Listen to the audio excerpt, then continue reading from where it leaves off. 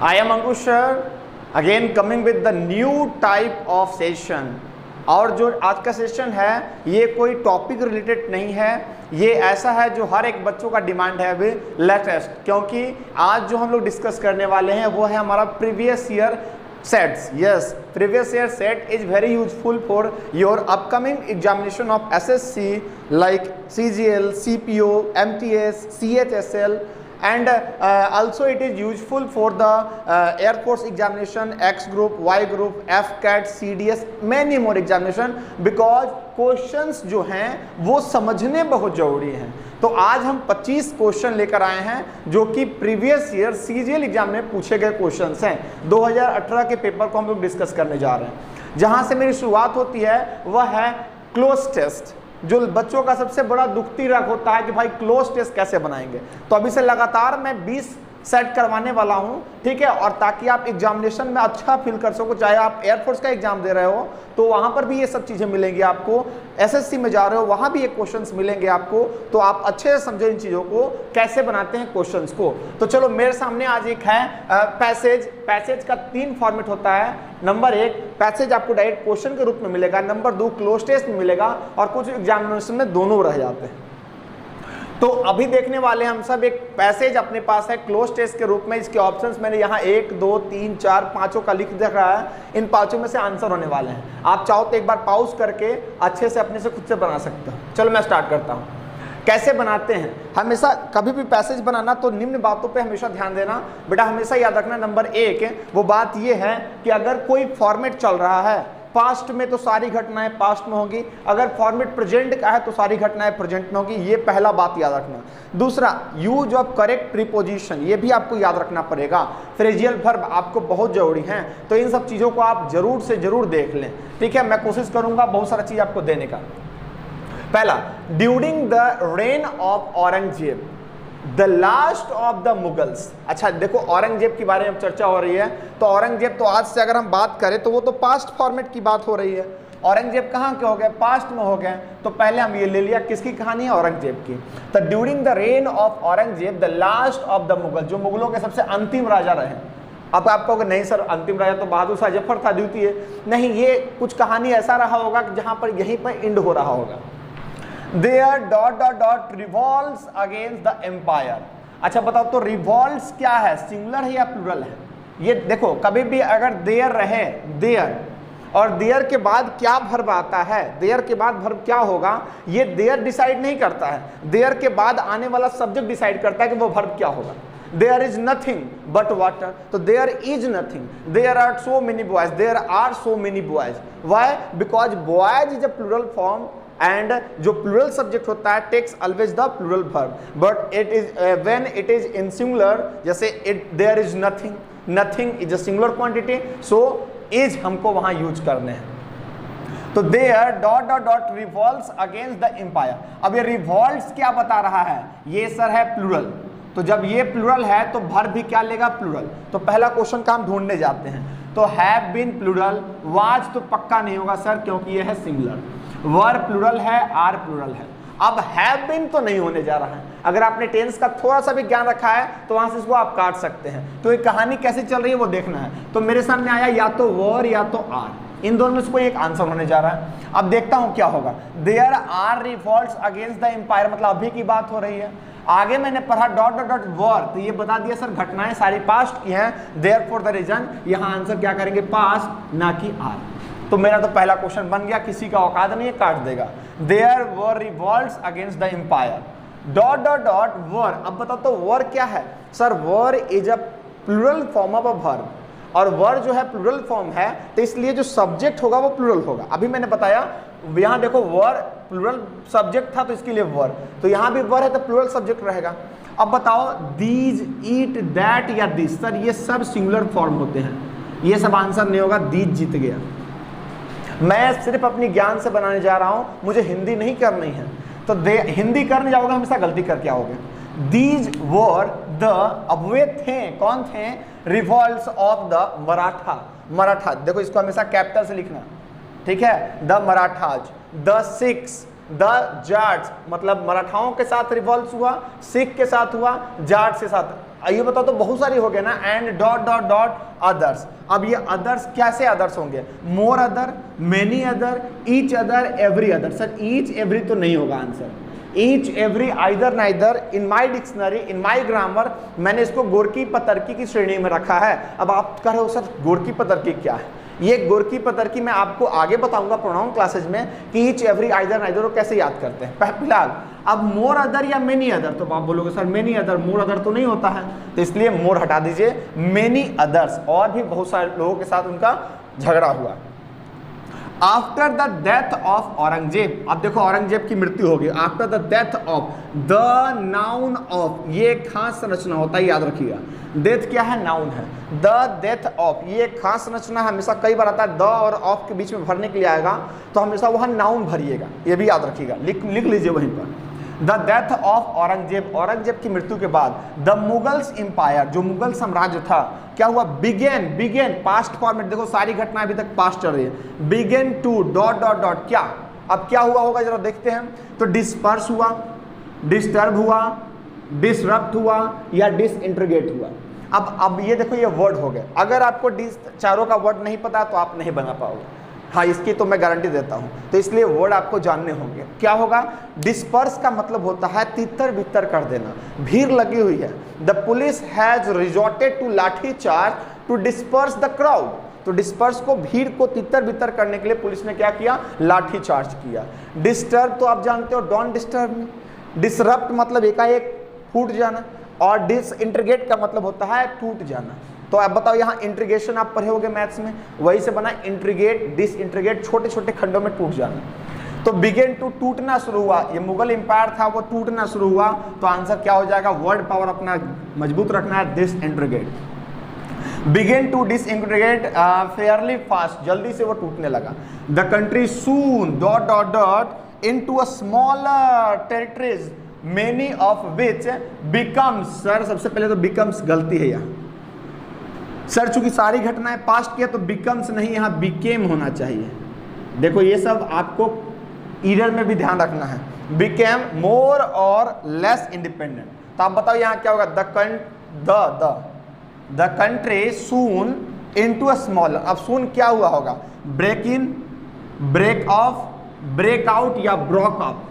Sir चूंकि सारी घटनाएं पास्ट की है तो फ्रेज भी पास्ट में होनी चाहिए। अब बताओ ब्रेक तो सर सिंगुलर हो गया, मतलब ये प्रेजेंट में हो गया।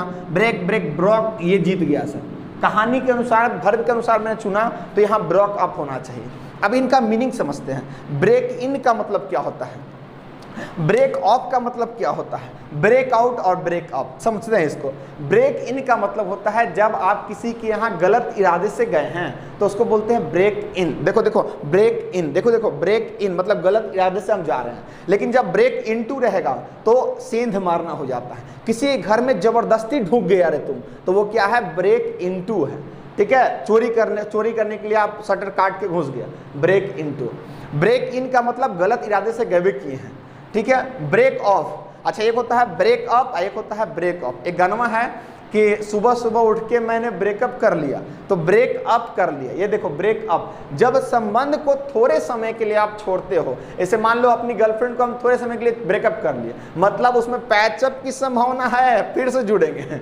ठीक है, लेकिन अगर बेटा अगर डिटरमाइंड हो, make once mind, make your once mind, तब तुम क्या करोगे? ब्रेक ऑफ करोगे। ब्रेक ऑफ का मतलब जो आज के बाद थोड़ा से नहीं मिलेंगे, छोड़ दिया, त्याग दिया, अबंडन, फोरसेक, एकदम छोड़ दिया सो छोड़ दिया, तो वो क्या होता है? Break off. तो बेटा हमेशा क्या करना, अगर मान लो गलती से प्यार मोहब्बत में पर हो गया तो ब्रेक अप नहीं, ब्रेक ऑफ करना है। तो ब्रेक ऑफ की तो बात यहाँ है नहीं, संबंध हमेशा के लिए छोड़ना होता है। ब्रेक आउट, अभी कोरोना हो रखा है, ब्रेकआउट का मतलब जब कोई भारी मात्रा में कोई चीज इरप्ट होता है उसको ब्रेकआउट कहते हैं, महामारी जैसे फैल गया, ब्रेकआउट। अब ब्रेक ये क्या है? ब्रोकअप का मतलब हो जाता है, मैंने बताया थोड़े समय के लिए छूटना, फिर जुटना, छूटना जुटना। तो इसके अनुसार यहाँ क्या होना चाहिए आंसर? ब्रोकअप। ठीक है, अब देखो मैं इसके, ये आपने देखा ये पैसेज था, अभी मैं आपको दिखाने जा रहा हूँ आगे क्वेश्चन। ठीक है, पहले मैं लिखता हूँ। तो अगेन अब नेक्स्ट 5 क्वेश्चन मैंने लिया, जैसे कि अभी आपने देखा। उसके बाद 5 क्वेश्चन जहाँ का 2 ईरर रहेंगे आपके 25 में, उसके बाद क्वेश्चन। तो पहले ईरर देखते हैं हम सब 2 और।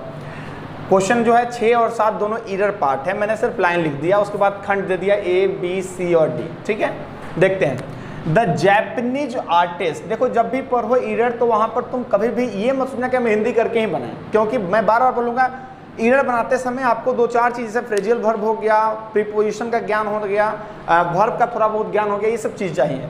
द जैपनीज आर्टिस्ट यो नागाओ, अब मान लो नाम नहीं पता चलता तो राम रख देंगे, क्या दिक्कत है। द इंडियन आर्टिस्ट राम, कोई इशू नहीं है, नाम जहां समझ में ना आए उस पर ध्यान ज्यादा नहीं देना है। यो नागाओ वाज बिजी, अच्छा किसमें वो बिजी था, किस चीज में बिजी था, splashing the wall from colours. अब बताओ स्प्लैशिंग, स्प्लैश क्या होता है, किसी रंग से भिगो देना दीवार को। जैसे हम लोग ये मान लो दीवार है तो हम लोग करते हैं ना, पेंटर साहब आते हैं इस तरह से स्प्लैश करते हैं, स्प्लैश स्प्लैश स्प्लैश विद। तो याद रखना स्प्लैश जो होता है इसके साथ फिक्स प्रोपोजिशन लगता है विथ, क्या लगता है, विथ समथिंग, कलर या वाटर या फिर जो भी चीज। तो स्प्लैश द वॉल फ्रॉम होगा क्या, नहीं, यहाँ क्या होगा, विथ कलर्स। ये हो गया गलती। तो देखो आपको पता होना चाहिए स्प्लैश का मतलब होता है किसी चीज से भिगोना, स्प्लैश करना। The Doon valley with all its light look beautiful at night from the top of the mountain. What is the error part of the given sentence. तो लेट अस चेक, इसको चेक करते हैं। द दून वैली क्या हो गया, एक singular बात हो गया, एक सिंगुलर क्वांटिटी हो गया, कोई दून वैली के बारे में चर्चा हो रही है। विद ऑल इट्स लाइट, अब देखो मेन सब्जेक्ट यही है, इसके साथ ये जो प्रीपोजिशन के बाद जुड़ते हैं कोई भी चीज तो वो जानबूझ के आपको प्लूरल दिखाएगा, मेन तो ये सिंगुलर हो गया। ठीक है, तो क्या कहा है, with preposition all it's lights. अब देखो लाइट्स के साथ, तो आपको दिखाई दिया लाइट्स, तो आपको लगा प्लूरल, नहीं अभी भी ये सिंगुलर ही है। इस तरह से आपको जब सिंटेक्स पढ़ते होगे तो वहां तो आएगा वहां पर the captain along with his team, तो वो अभी भी सिंगुलर है, कैप्टन ही आ रहा है। ठीक है, तो हमेशा इस चीज को ध्यान रखना आपको कि जो सिंटेक्स का ज्ञान होता है थोड़ा बहुत बुक से पढ़ लीजिए, बाकी मैं सिंटेक्स आपको पढ़ा दूंगा। लेकिन अभी फिलहाल चूंकि आपका एग्जाम नजदीक है। The Doon valley with all its light look, अब बताओ जल्दी से, कहानी सिंगुलर के विवाह, सिंगुलर से मैंने क्लास में बताया आपको। The Doon valley singular quantity हो गया, तो अब बताओ भर भी कैसा डिमांड, अब बताओ रे, भर जवानी कुंवार रह गए, क्या उसको बोलते हैं, सिंगल रह गए। जब सिंगल रह गए तब मेरारू सिंगल ना खोजेंगे, तो ये चीज होता है। द दून वैली लुक या लुक्स, तो आपको यहाँ डालना पड़ेगा लुक्स सिंगुलर बनाने के लिए। ठीक है, तो the Doon valley with all its light looks beautiful, not look, look हो जाएगा तो फिर ये दून वैलीज हो जाएंगे फिर तब। तो ये दोनों मेरा ईरर था, कितना इजी है, ईरर को चंद सेकंड में बनाया जा सकता है। क्वेश्चन नंबर 8 जो है सेंटेंस इंप्रूवमेंट है, पढ़ते पढ़ते यहाँ देखो इंप्रूवमेंट, इसके 4 ऑप्शन यहाँ 1 2 3 4 दिए गए। चलो में कौन सा आंसर होगा ये पढ़ने के बाद। His school was 7 kilometre away from his house, उसका जो घर था 7 किलोमीटर था दूर घर से, उसका स्कूल दूर था 7 किलोमीटर। आई वंडर्ड, मैं वंडर चकित था। हाउ, ये क्या हो गया, हाउ क्या कंजंक्शन है, और कंजंक्शन के बाद सब्जेक्ट प्लस वर्ब। ही कवर्ड सो लॉन्ग डिस्टेंस या सच अ लॉन्ग डिस्टेंस, ये तो जनरल टर्म में हम लोग यूज भी कर लेते हैं, such a long distance. Answer क्या हो जाएगा, such a long distance, so long distance नहीं। ठीक है, सच अ लॉन्ग डिस्टेंस होता है, एक जुमला है हमेशा याद रखना, such a long distance. I can not go such a long distance, नहीं जा सकता उतना लंबा दूर। India is the second largest dot dot dot of cotton in the world, दुनिया में दूसरा लार्जेस्ट क्या है, तो भारत कॉटन का प्रोड्यूसर है, तो आंसर क्या हो जाएगा, प्रोड्यूसर। क्रिएटर, तो ये तो क्रिएट करना, अरे बाप रे बाप, भारत थोड़ी क्रिएट करता है, प्रकृति क्रिएट करती है, गलत। ग्रोवर नहीं, ग्रोवर करके कोई शब्द नहीं होता, याद रखना। मैन्युफैक्चर नहीं, मैन्युफैक्चरर रहता तो एक बात था, मैन्युफैक्चर गलत हो।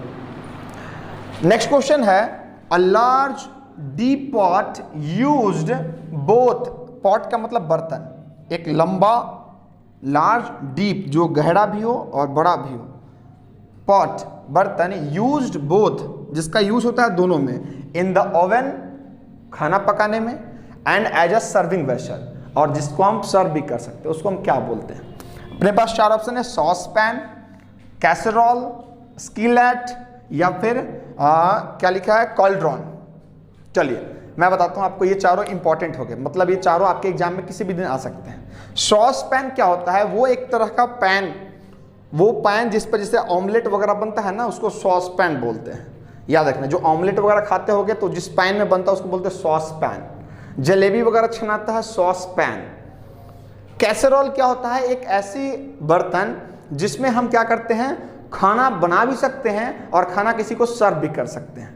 जैसे हम किसी रेस्टोरेंट वगैरह में जाते होंगे तो खाते होंगे चिकन हांडी ले आइए, मटन हांडी ले आइए, तो उसी हांडी में बनाया भी है, उसी हांडी में आपको परोस भी दिया, ठीक है। तो उसको आप मटन हांडी मत बोलना, कैसरोल बोलना। क्या बोलना? कैसरोल। तो याद रखना कैसरोल इंपॉर्टेंट वर्ड हो जाता है। आंसर तो ये हो गया। स्किलेट क्या है और कॉल्ड्रन क्या है?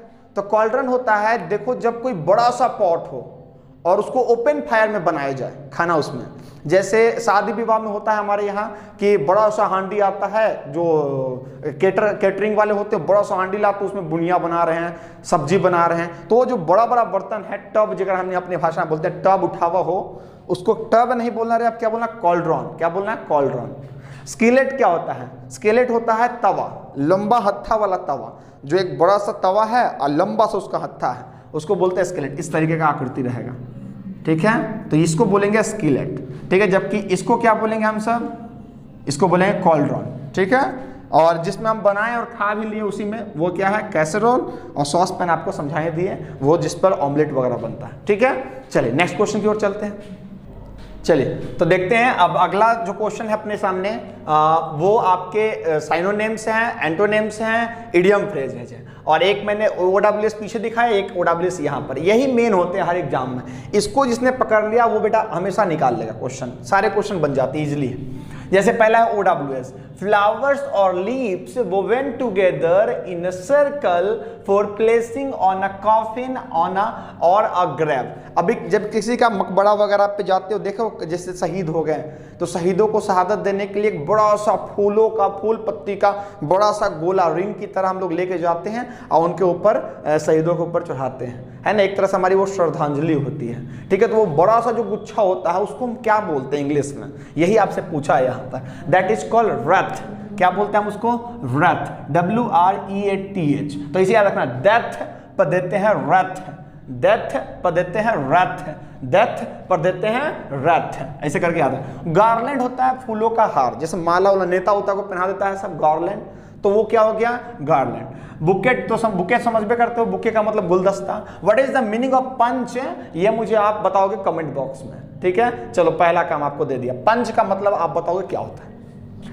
अब आया अपने पास सोबर का एंटोनिम पूछा है। क्या पूछा है? एंटोनिम। 4 ऑप्शन अपने पास होंगे एंटोनिम में, जिसमें से हमेशा क्या होगा, मैक्सिमम 90% क्वेश्चन ऐसे होंगे जिसमें 3 मिल जाएंगे और 1 नहीं मिलेगा, ठीक है। तो देखो सोबर का मतलब होता है क्या?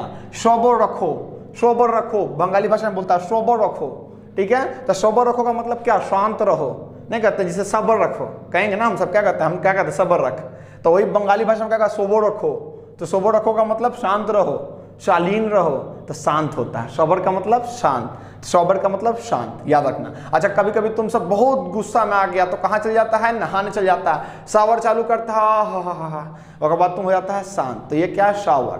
तो शावर से याद रखना शॉवर, शॉवर, शॉवर, वहां से याद कर सकते हो। शांत रहो, शांत रहो। शावर का मतलब शालीन होता है। क्या होता है? शालीन। अब देखो इसके लिए क्या वर्ड है?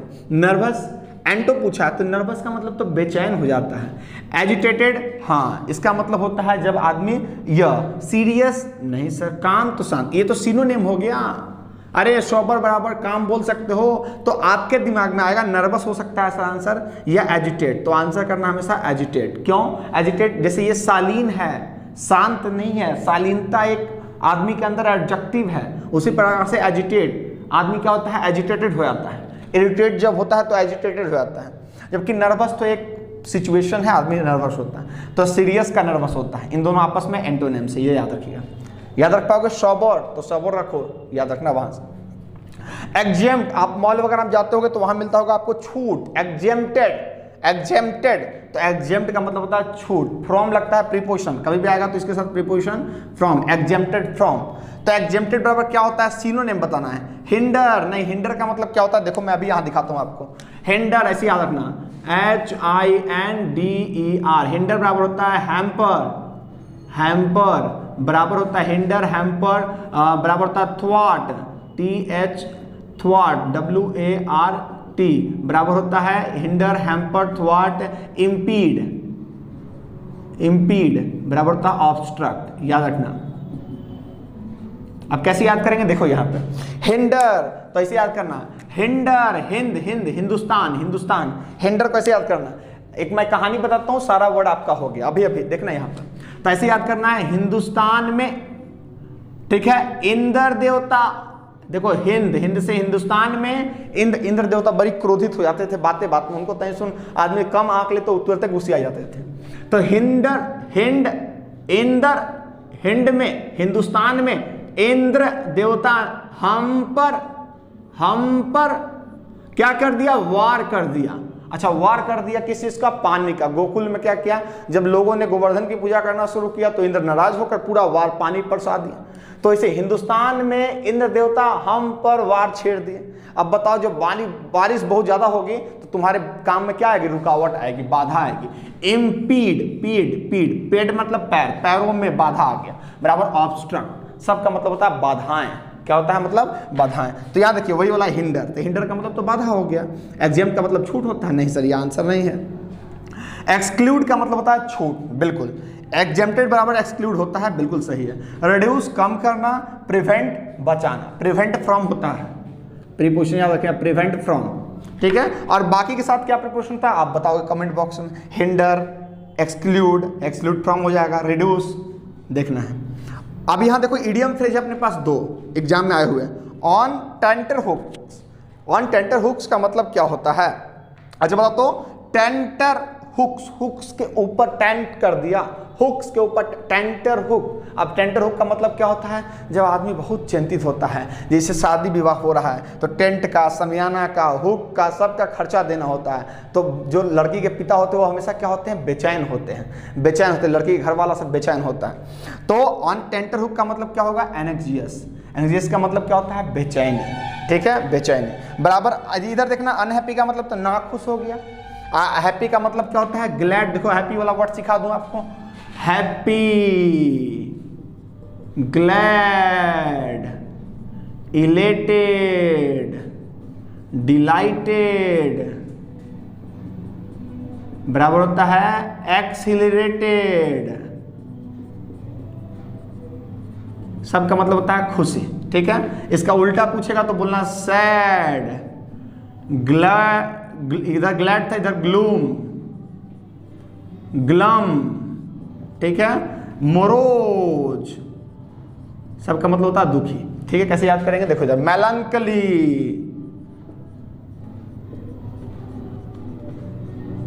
देखो कैसे याद करेंगे, हैप्पी बराबर ग्लैड, देखो इसे याद करना। ग्लैड में देखो लैड, LAD-G, तो इसके पहले लगा दो एक वाई, तो क्या हो गया, LADY, लेडी। सर लेडी को देख के न सर जियरा बाग बाग हो जाता है, तो याद हो गया glad, glad to see you, आपसे मिलकर बड़ी खुशी हुई, ठीक है। इलेटेड बराबर खुशी, डिलाइटेड, देखो किसी बॉटल वगैरह होगा, माजा उजा का बोतल देखना, उस पर लिखेगा डिलाइटेड, चाहे डार्क फैंटेसी लो, डिलाइटेड टेस्ट, डिलाइटेड का मतलब खुशी।